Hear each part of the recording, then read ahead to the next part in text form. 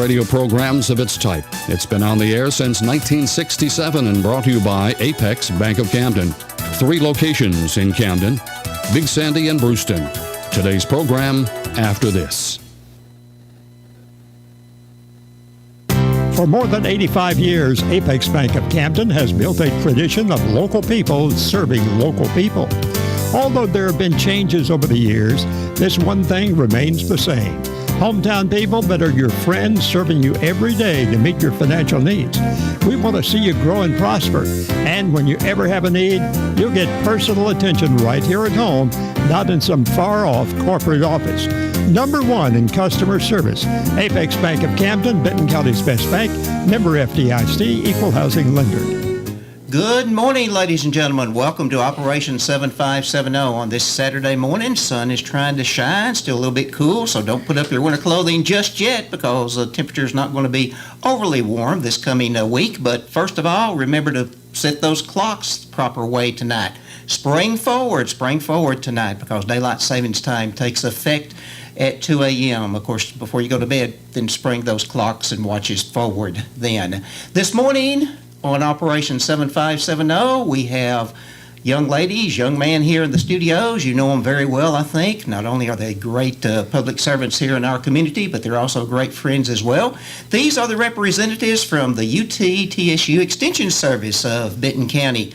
March, as you know, each and every year is celebrated as Extension Service Month throughout the state of Tennessee. That's going to be the topic of conversation today. So, Mr. Hargrove and Heather and Crystal, welcome to the show today. Thanks for getting up so early. Great to have you with us today. I was up early today. I'm sure, yeah. Youngsters, y'all have youngsters coming along through the ranks, so yeah, they're ready to go. Sleeping in is a myth. That's right, okay. Well, let's just go around the room first of all. I know each one of you very well, know your background, but we may have some newcomers watching on Facebook today, newcomers listening to us, so let's just go around the room and give some background information. Justin, over on the corner, let's start with you, my friend. Yes, sir. Well, I reckon starting off, I was born and raised here in Benton County, graduated from Camden Central High School in 2008, and got my bachelor's degree from UT Martin in ag business in 2012. Started working with Extension in Obion County. Was a TSU agent in Obion County with Tim Smith for a few years up there. Really enjoyed the work and everything. And then whenever Jeff Roach left from Benton County, I transferred back home and really have enjoyed being here ever since then.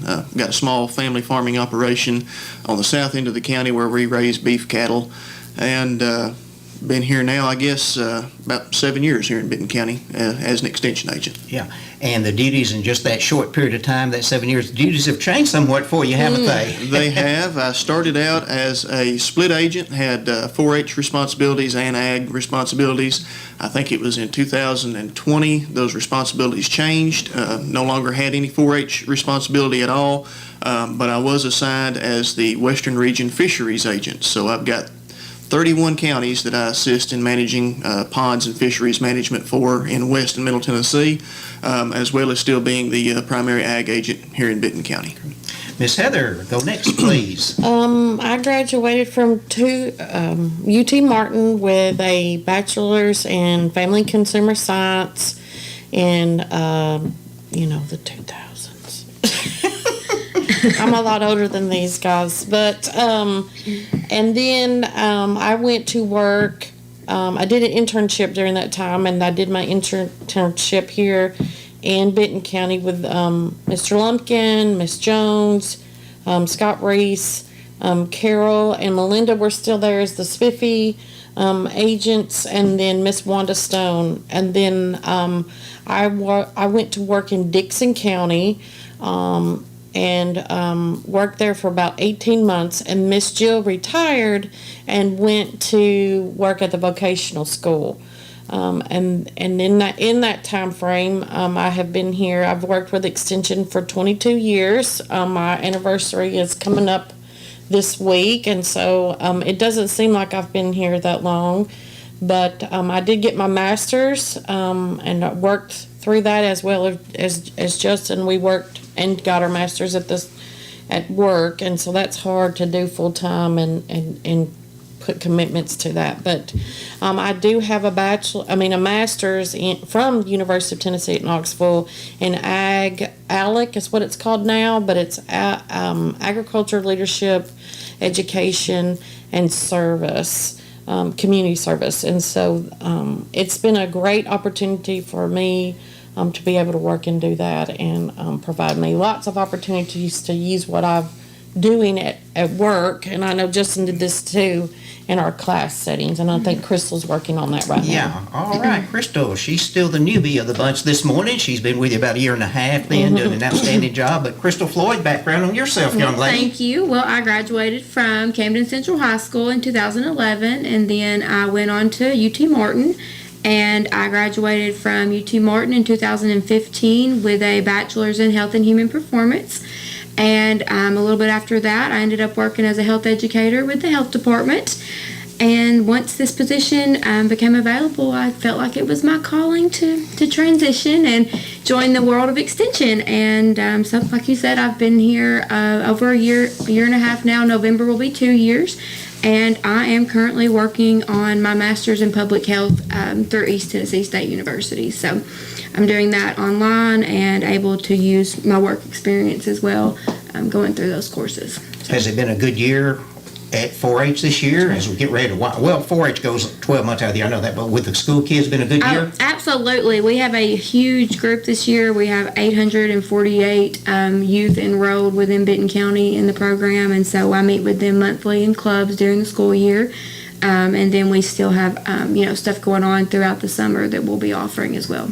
Now, as our conversation proceeds this morning, if I direct a question at one of you, if the other wants to inject a thought, that's fine as well. So feel free to jump in anytime. And We Yeah. do have one more staff person. yes, Amy. Yes, Amy Pierce works in our office, and she's been with us 4 years. Yeah, that's 3 or about 4 years, and she is the face at the office. She's the one that answers the phone most of the time, and of course she grew up here, has children here. Her parents are from here. And so they have been such an asset to us and her in her job, and of course her children go to the local schools, and she really is good at what she does, and is really helpful in the backbone in the office. So she takes care of a lot of stuff for us. She holds us together sometimes. Yeah. So we didn't want to forget Amy this Oh, morning. hey, shout out to Amy. We appreciate Yes. the job that she does down there as well. Well, Heather, go back to you for a moment. Again, Yes. if anybody wants to inject a thought, that's fine as well. What is the definition of the UT Extension Service and the mission statement? I'll try to. Bring it down low. I'll try to Yeah. decipher the In your paragraph. own words, of course. Basically, what the University of Tennessee Extension, and we are a UT-TSU office. We have funding for a TSU agent, but that is currently vacant. We're actually taking applications for that job right now. If someone interested in working with kids in 4-H and Crystal in our office, you can find a link on that. But the mission statement of Extension is to provide research-based education to all 95 counties in the state of Tennessee. So that means that it is solid information, reliable information. It has been tested information to provide a better quality of life for the counties, the people that live in it. And so, for example, in Justin's, his pond management is a big thing. Beef herd management, forages, wildlife judging, all of that comes from like taking a college class. It is provided by professors on the university level. Then they bring out some verbiage, right? The big paragraphs, and then we take that information and disseminate that to the public. So in my case, it would be like information on health and wellness, food and nutrition, financial management, home health safety. Why is dish soap really poisonous in large amounts? I have to get that information and take that and provide it to the public. There are some laws in place when they started university systems across the country, and they got federal funding for those, that they provide an opportunity for people in the community not just a paying college student to get information and education, but to better the state, they had to go out into the communities. And then that's where research stations come into play, and extension offices across the state.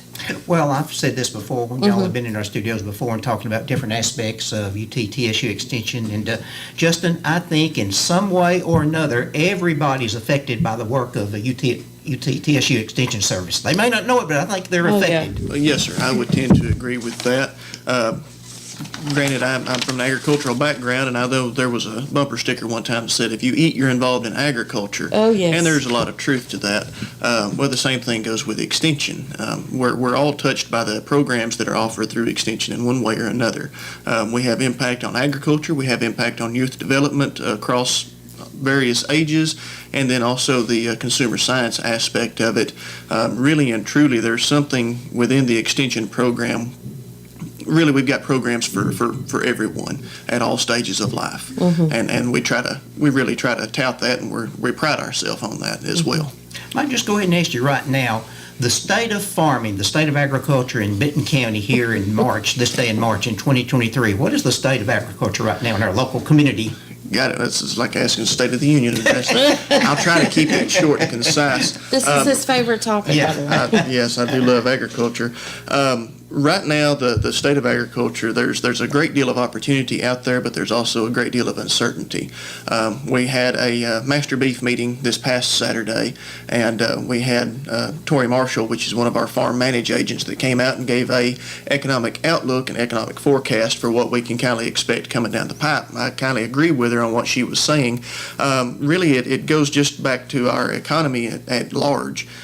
There's a great deal of uncertainty within the economy, and because of that, the American consumer has got a lot on their mind and worried about due to the rates of inflation that we're seeing on all levels of spending within our country. Right now, we're seeing that on the cattle side of things, our national beef herd is at the lowest point that it's been since 1941. There's very few cattle out there right now as compared to years previous. Part of that's due to the drought that we had last year. And as a result, beef prices in the store are going up. We're also expecting to see beef prices at the local stockyard continue to rise throughout the year, just simply due to supply and demand. The caveat to that is if inflation continues to hit us on all fronts, the consumer may not be able to afford beef, replaces it with some other kind of protein, and then we see demand start to drop, and things will kind of balance back out and reset, which may not necessarily be a good thing for the beef cattle producer, but a good thing for poultry and pork producers. As far as on the row crop front, what we're seeing in grain production, this year is a year for the Farm Bill. Right now, Congress is working on putting the Farm Bill together. We're hoping to see some bipartisan support on that to be able to get all of that ironed out in time to get all of those bases set for some of the crop insurance that our farmers rely on in the event of another drought or bad weather. And so from that, we're seeing a lot of our corn prices are a little bit higher than what they were this time last year, but they are not necessarily projected to stay at that level. So it's constantly ebbing and flowing. There's a great deal of uncertainty with it right now, just like with everything else in the economy. But there's also a great deal of optimism surrounding our agricultural markets going into the future, just simply because of the law of supply and demand. Right now, especially on the protein side, supply is low, but demand is still there. So as farmers, we're optimistic about what some of our prices might be. And we're seeing a lot of our farmers, and there's a big push, I think, across Tennessee and nationally for diversification. Mm-hmm. You might have heard that word.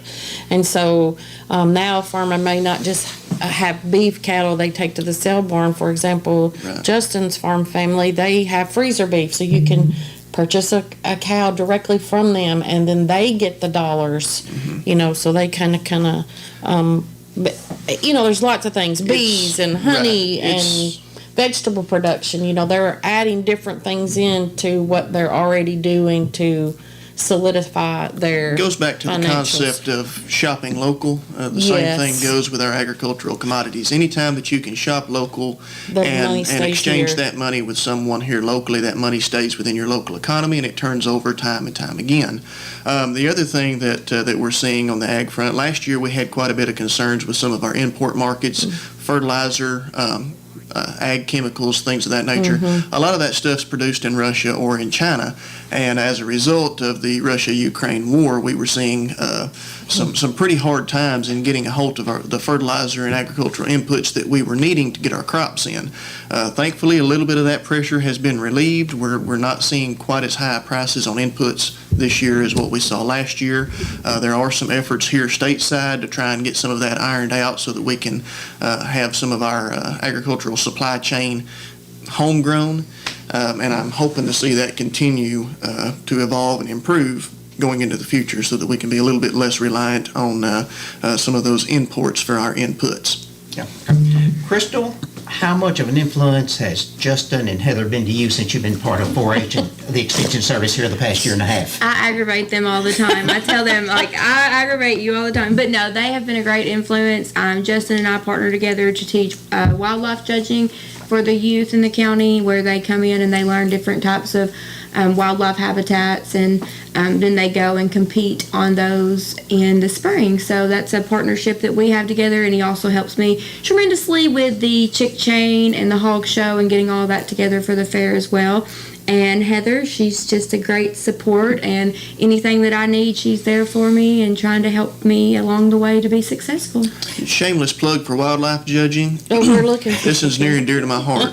I said I don't do 4-H anymore. This He is the one lies. thing that I won't turn loose. Our 4-H wildlife judging program will be resuming on March the 23rd this year. What time do we have that set? 3:30 to 4:30. 3:30 to 4:30 at the Extension office. Outstanding program for any youth that are interested in wildlife conservation and things of that nature. The kids that we had in wildlife judging last year absolutely kicked butt at the regional competition. We're hoping that we can retain them until high school and take them to a national competition Absolutely. in the very near future. Fantastic, fantastic. And I've kept Sorry, I didn't mean to steal your No, I'm glad you did. Absolutely. We're excited about wildlife judging. But as I was studying here not too long ago, the history of 4-H and the history of Extension Service when Extension was established by the U.S. Congress, I think in 1914, 1915, I could have my dates wrong, going that far back, but there was actually, I think, 4-H established. There was a 4-H program before Extension Service in the country, Yes. to a certain degree. To a certain Yeah. degree. And what they did is they started with the youth. They did start with adults and basically with some basic farming practices to improve yields, improve what they were planting and how they were planting it, herd health, herd management. And what we were trying to do during that wartime, because it came into World War I, is try to feed our people to be able to be healthy enough to go fight. Because what they were seeing was we were malnourished and our soldiers were not in the greatest of health. And so they decided one way the Extension Service could help with what was coming out of the universities about eating better, having better crops, more nutrient-dense food, and a diet, and other health and wellness things. That's how we kind of really got pushed out. And they start with children because they say children is the doorway to the house. And if you teach Ivy Jane something, she's going to come home and tell me, now, Mama, that's not very healthy.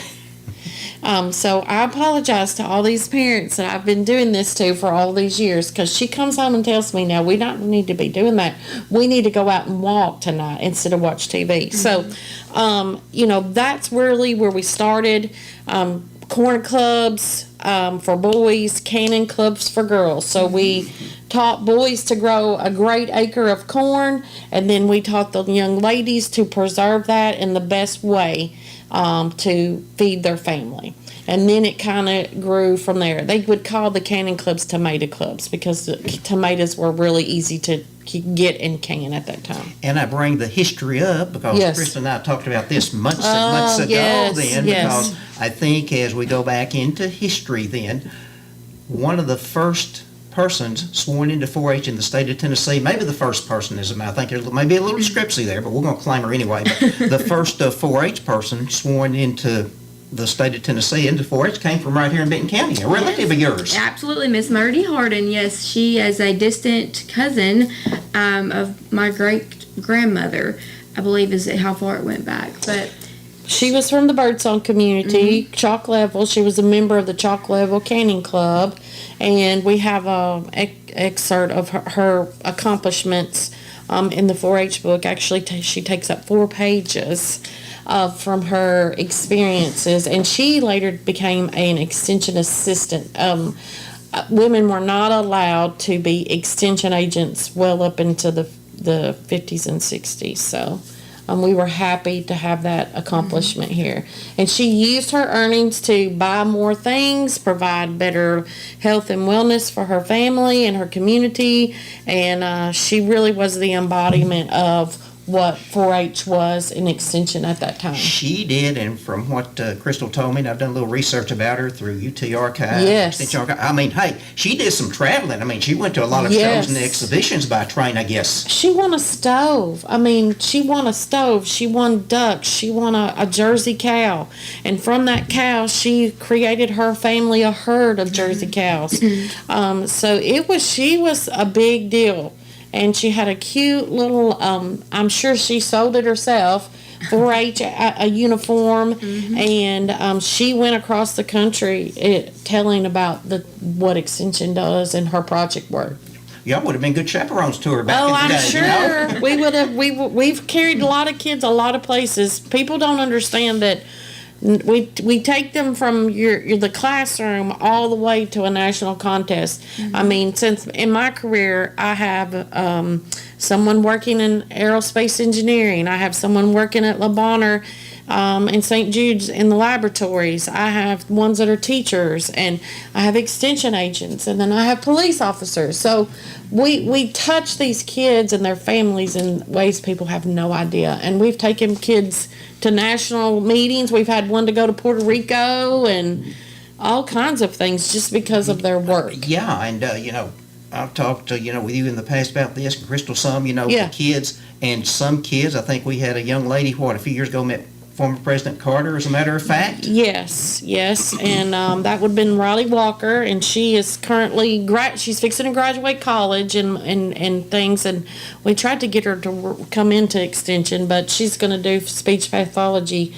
and her cohort that we're always together, Amber Collins, is fixing to graduate, and she's been accepted into vet school because of their experiences that they had with us. They both told me that because of those things, we were encouraged to do other things. And Crystal, you told me in times past, I think when you first came on board a few months ago, you actually were a 4-H student at one time, weren't you? I was, yes. I was in 4-H all through school, and then as I got older, I did compete. I did barrel racing with the state 4-H horse show, and I stayed active as much as I could.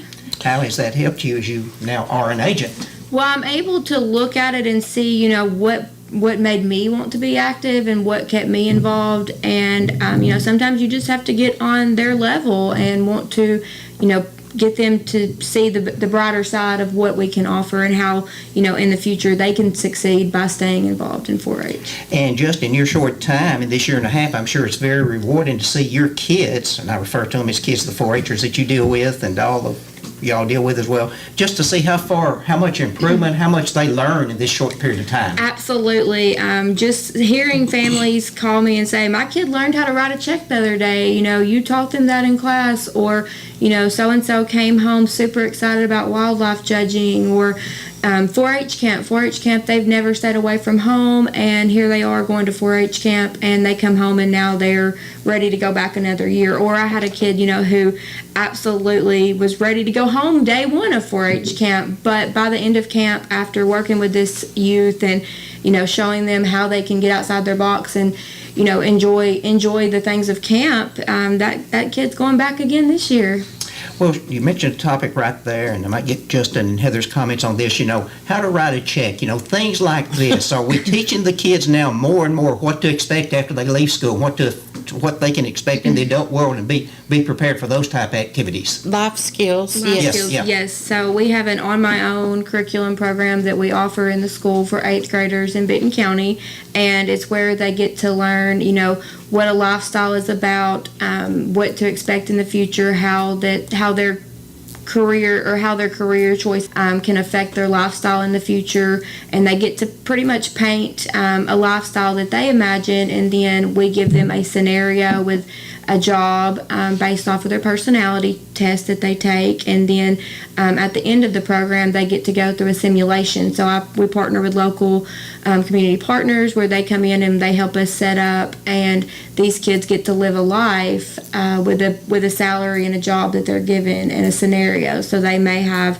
they may be married with children, or they may be single with 3 children, and so they get to go around to these stations and purchase a house and see what it's actually like in the real world, and they absolutely are amazed at how much it costs to live, and it just is a big eye-opener for them to be able to move forward. I saw you and Leslie put that program together up at Holiday last year, and it's just amazing, and see the looks on those kids' faces as they went through, and all the life skills that you're talking about, Absolutely. things that they've got to be prepared for in just a very short period of time. Yes. Well, I would even think it's to the core is like decision making, being able to make a decision, communication, being able to get up in front of a group or even like this, talk to someone about what you're doing. Absolutely. We have a lack of communication in the younger generations, and our programs help address those. Getting kids ready to go to the workforce, being on time, showing up to a club meeting, being responsible for your part of the program. Those are linked to job skills, workforce prep. Lots of things go into those core competencies, achieving goals, being able to think for yourself and make a difference in the community, providing citizenship and leadership opportunities for the kids to understand we do this because it affects this and makes this better. Public speaking. Yes. Well, So, yeah. lots of life skills. Well, time is really getting away from us. Great discussion this morning with our personnel from UTTSU Extension. Let's take a break right now. Our friends at Apex Bank for this message. We'll be back with the second portion of Operation 7570. Stay with us. Apex Bank of Camden, proudly serving the Benton County community since 1931. In recent years, through growth and expansion, we've taken that same local community spirit into other markets. Today, with over 20,000 customers across Tennessee, our business philosophy remains the same.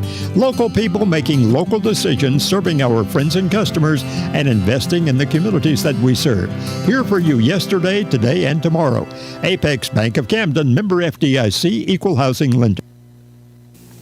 Back this morning on Operation 7570, and we have the extension leaders for Benton County in our studios today talking about various aspects of University of Tennessee TSU Extension Service. Justin Hargrove is with us, Heather Deckard-Smith, Crystal Floyd in our studios today. Amy can't be with us today, but she's the face as you walk in, the first person you're liable to see down there, and she's done an outstanding job. Sorry she couldn't be with us today, but a big shout out to Amy. Justin, back to you.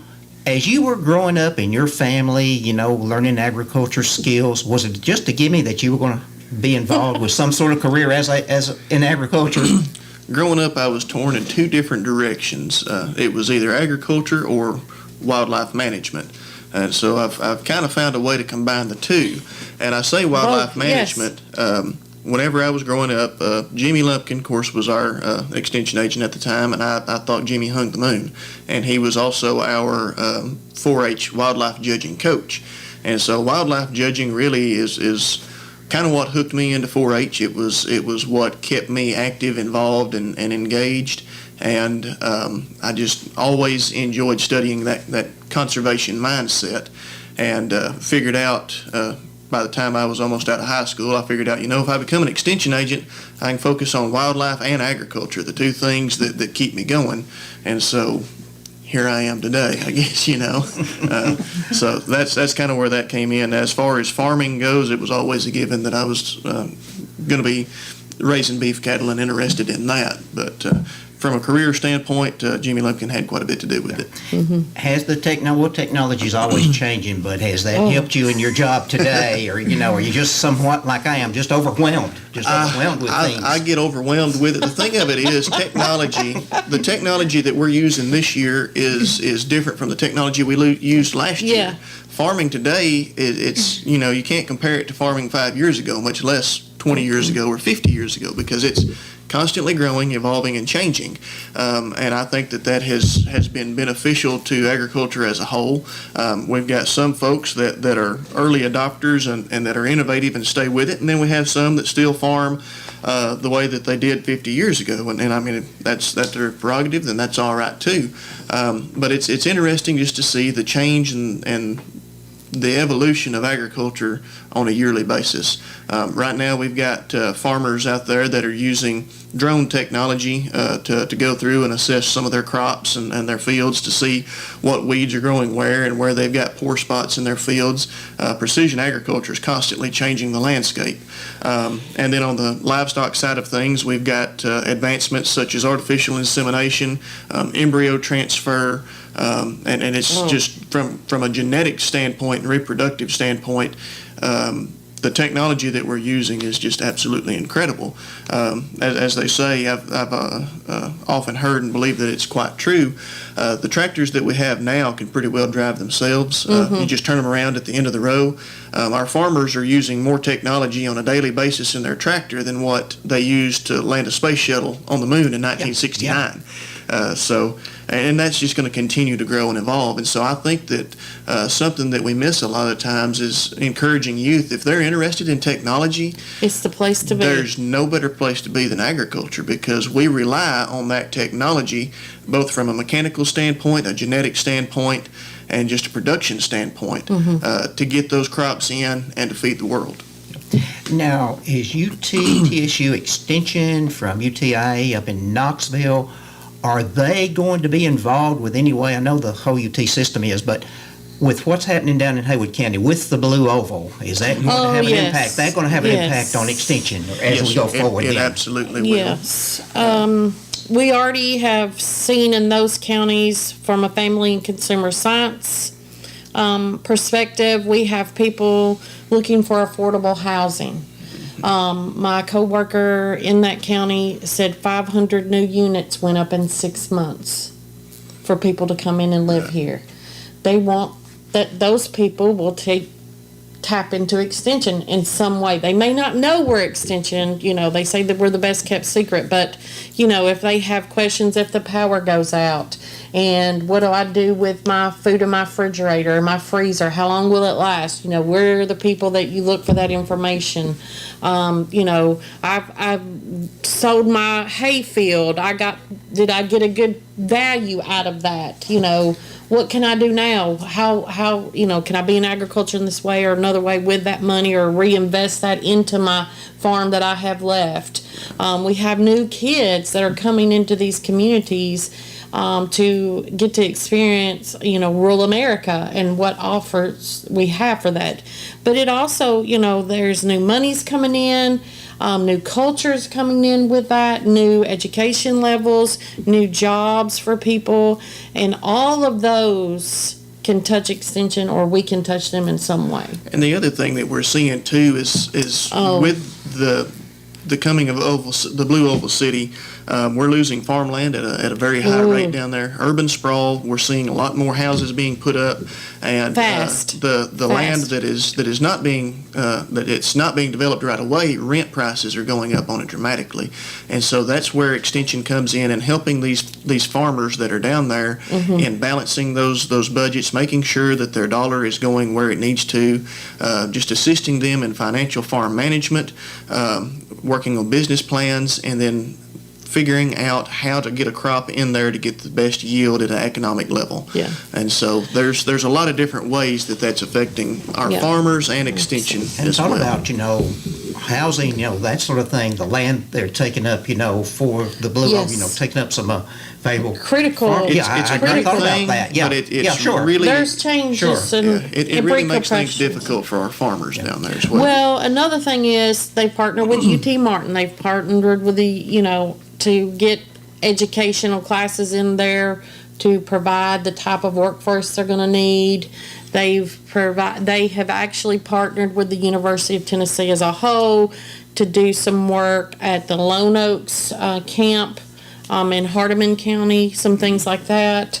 Some of their carbon credits and things, and so they've put some money in down there. So they're really touching a little bit of everything. I want to get back to you in just a Yes. moment. You have some facts and figures you want to get Yes. out to our audience, but also Crystal has some information that Yes. she's brought with us, and we want to give you an opportunity to share what you've brought today out with the public. Oh, absolutely. So we, my Monday next week, we will have 25 participants for our Chick Chain program. They'll receive 25 chickens each. You have to tell me So about that. I will have 500 chickens in my office on Monday morning. So that'll be exciting. We have the Country Ham Project that I know a lot of the youth enjoy participating in. That's where they get to buy ham, or they pay money up front. They go back and forth to Clifty Farms and they learn the ins and outs of the history of a country ham, and then they get to do the salt curing and washing process, and they get to auction it off at the county fair. So on Monday, March 13th, from 3:30 to 5:30, that is the sign-up date and time to be able to get in on that project. We only have limited spots, and so we've had to narrow it down so that it can be fair for everybody to come and sign up. I will also be traveling on March 19th through March 22nd to 4-H State Congress, and we'll be going to the Capitol and learning all kinds of information about that as well, so that's exciting. And as Justin mentioned, we have a wildlife judging meeting on Thursday, March 23rd from 3:30 to 4:30 at our office, and that's open to anybody that's a 4-H participant from grades 4th through 12th grade, and so on. So that's kind of where we're at and what we're working on. Yeah, now I think you just come through with your speech contest, had some good kids in the speech competition. I Hey, I couldn't did. be there to judge this year, but they went on. You had some kids do well at the next level then, beyond locally. We had 332 youth participating in the local speech contest, which is based off of their classrooms, and then from that we had 59 youth who attended our county contest, which was a huge success, and we had a lot of good competition there. And then from that, we had 5 of our youth who then traveled to the sub-regional contests, grades 4th through 8th, to compete on a sub-regional level with 9 surrounding counties, where they went and showed up and showed out. Like I said, we had 3 participants who placed second place in their division, and then I had 1 participant who placed third place in their division. And my one who didn't place, he still did an outstanding job with giving his speech. So I'm proud of him. What are some subjects or topics that kids might give a speech on? Anything. Flash, Anything anything. and everything. Some good ones, heard some bad. Yes, usually. Sometimes some of y'all would be embarrassed about what they talk about. Well, a lot of times my teachers will give them certain topics. They'll base it off of if they're learning about what they're learning about in a history class, or if they have to write an essay over like a certain topic area. The teachers will sometimes link it to that so they can rein them in on their topics. But my younger kids, they usually get to pick, so they'll sometimes talk about their passion for a sport or who they look up to. My older kids will go into history topics such as World War II. World War II and Hitler. Hitler. Yeah, we did have some of those. Battle of the Bulge, Yes. or BMX bike racing. There's all kinds of we stuff. had one over what was it, Justin?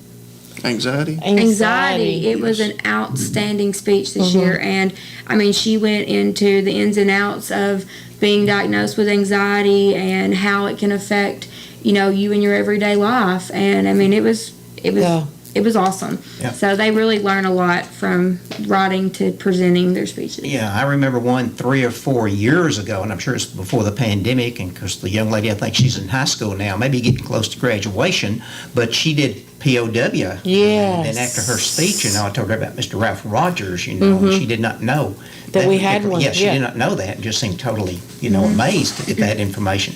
Yeah. then. So, yeah. But, I mean, this is teaching them what they're going to be in the future, regardless of what activity, regardless of the career. They're going to have to know speech. Yeah, you're going to have to talk to somebody. Yep.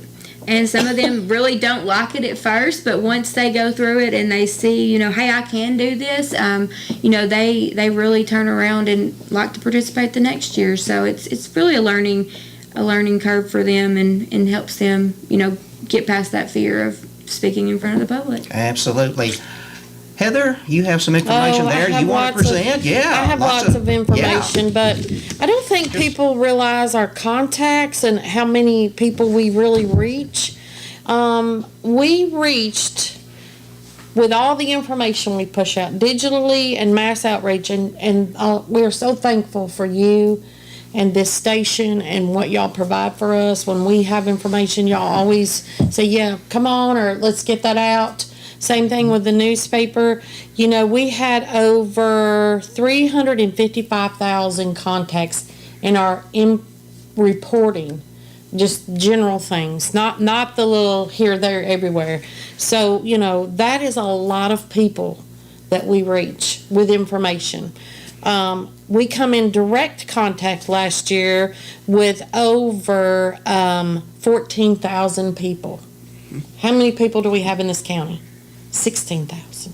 So we directly contacted everybody. That means we face-to-face, we had a meeting with them, they came into the office, we went out to their farm, you went to their 4-H club, I went to their, their housing complex.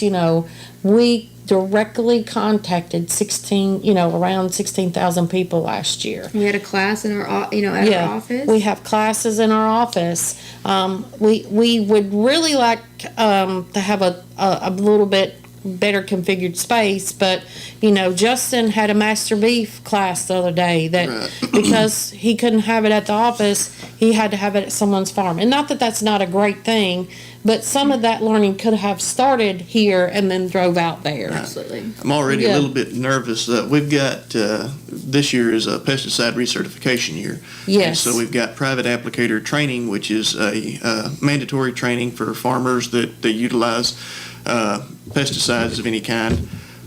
That's going to be March the 31st at our office, and I'm trying to wrap my brain around how we're going to accommodate them at this time.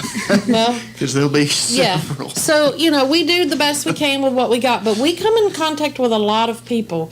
We can show values and dollars, and, people do not understand because of the money that the university puts in and the county matches that to 22% for salaries and that kind of thing for us. But you cannot hire someone with a master's to come in and do what we do at the price that they pay for us. And so we are so thankful for the support of, it is, right?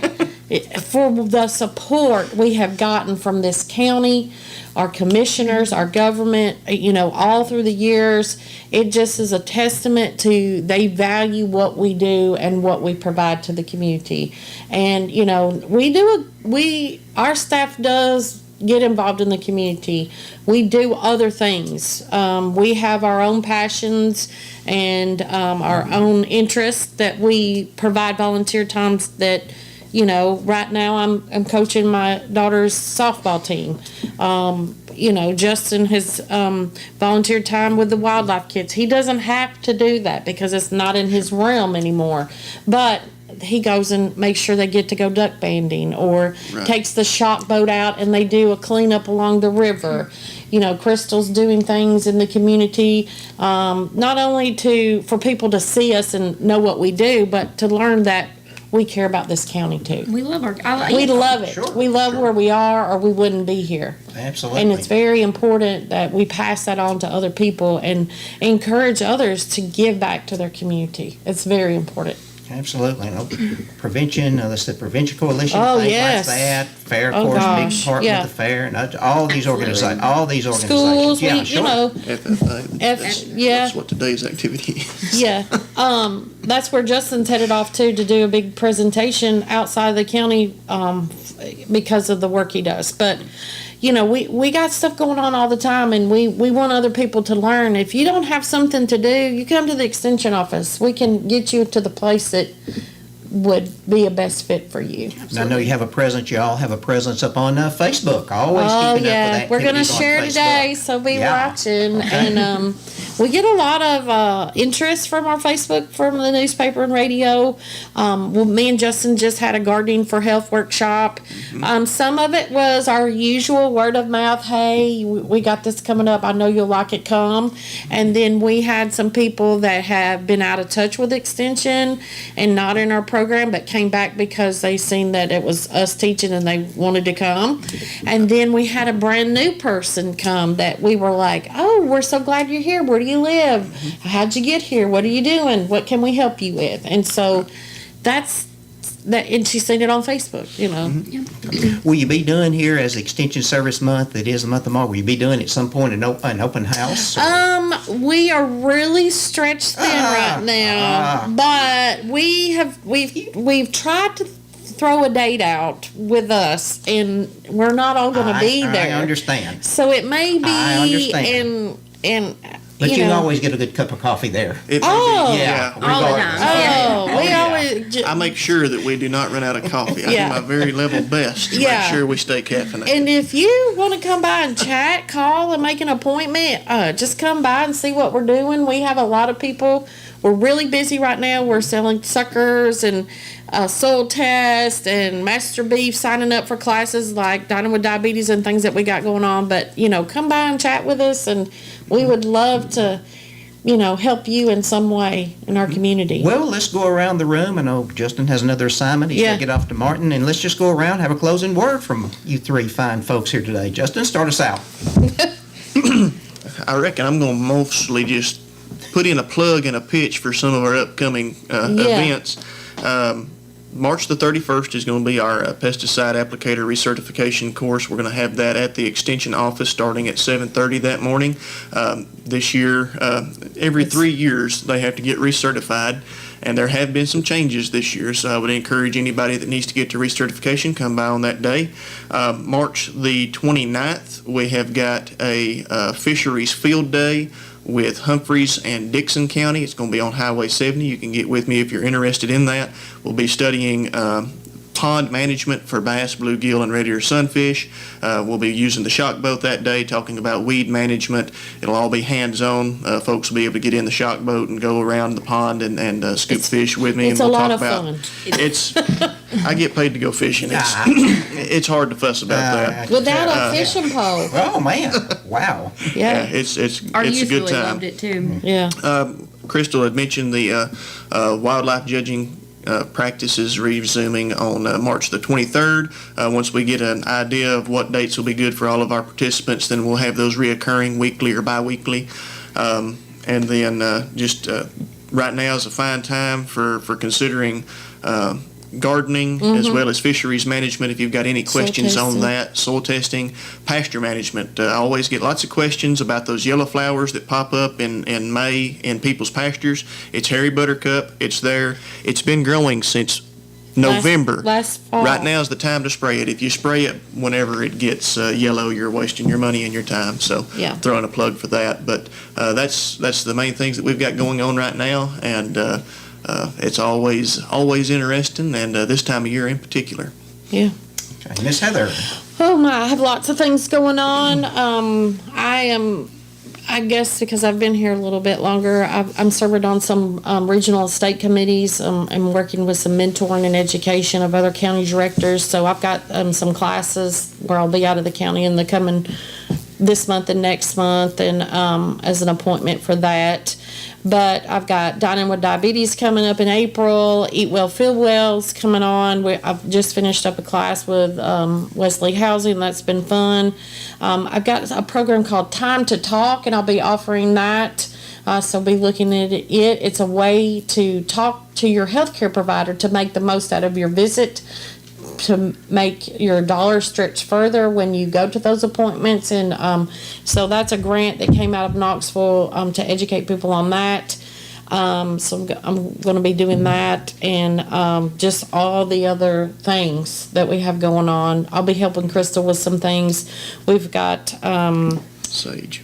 Oh, that's the big thing we're working on right now. Me and Justin have received a $20,000 grant to provide education to farmers and farm families about stress management and stress care. It's called SAGE. We're putting together a farm appreciation dinner. So if you're a farmer and would love to come, we'd love to have you.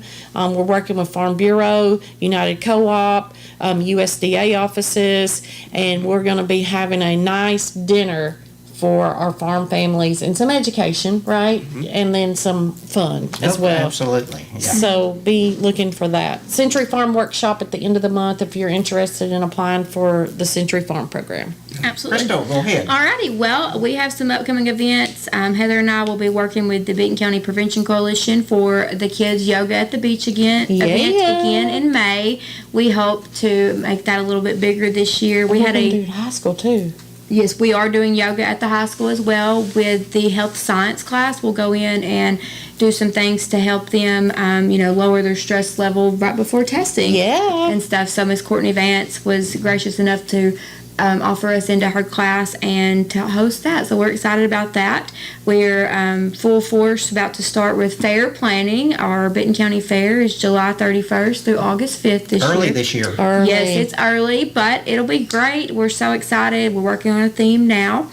Some programs that Heather and I will be offering hopefully this summer or spring. And you can pay attention to our Facebook. And I hope before school gets out, I can send letters home with all of our 4-H'ers so that they can take these home to their parents to see. But we're looking at doing, an Adventures in the Kitchen, a Manners Matter class. That'll be good to teach them manners and how they should, act. Yes, ma'am. Yes, ma'am. Yes. Adulting life hacks. That's one of them. Babysitting rocks. So we've got Heather's working on a curriculum that's based around that and teaching our youth, how to be good babysitters. And that's always a great way to make some extra money as a youth as well.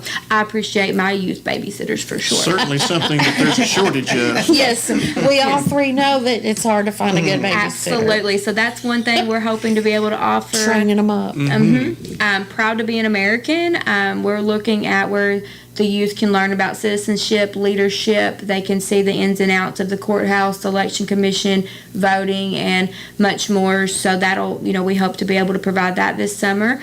And we're looking also as a craft-tastic camp where they can come in and make crafts that they can actually enter into the Benton County Fair. So they're learning how to make a craft on our end, and then they're going to learn how to enter it into the fair, and they can win money for that. So, being able to provide them a space to offer all these great classes is definitely essential. Lifestyles in action. Yes. Absolutely. Yes. Yeah. Well, I appreciate all three of you being a guest this morning on Operation Yes, thank you for having 7570. us. Thank you for what all you do in Oh, your thank various jobs in regards to TSU Extension. We appreciate you so very much and the other things you're involved with our community. And anytime you want to come back, the invitation is always here. Thank you, Thank Flash. you, Flash. We know how to reach appreciate you. it. Yeah. And thank you for your volunteering with us. We can't do it without our volunteers and our producers and our farm families and, just everybody that has a special close connection with us and what we do. We just appreciate y'all too. Well, we appreciate Thank you. each and every one of you and Amy as well and all Oh, the yeah. great things you're doing.